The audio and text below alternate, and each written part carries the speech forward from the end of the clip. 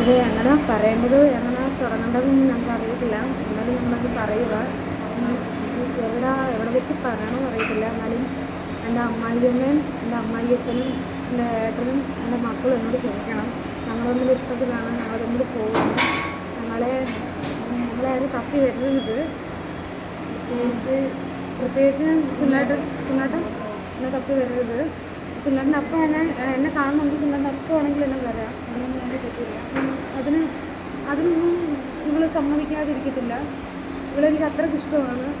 എനിക്ക് ഇവളെ വിട്ടു കളയാൻ പറ്റത്തില്ല. അതുകൊണ്ട് ഞങ്ങൾ പോവുകയാണ് ഗൈസ്. ഞങ്ങളെ ആരും തപ്പിപ്പിടിച്ച് വരരുത്. ഇപ്പം ഞങ്ങളിവിടെ വടക്കഞ്ചേരിയിലുണ്ട്. എൻ്റെ സിനിമയായിട്ടൊന്ന് കുറേ EMI സാധനമൊക്കെ എടുത്തിട്ടുണ്ട്. ഞാൻ കുറേ എടുത്തിട്ടുണ്ട്. അതെല്ലാം എൻ്റെ ഏട്ടൻ നിങ്ങൾ അടച്ച് തീർത്തോണം. ഞങ്ങൾ നാട് വിട്ട് പോവുക. ഞങ്ങളെ ശല്യപ്പെടുത്തരുത്.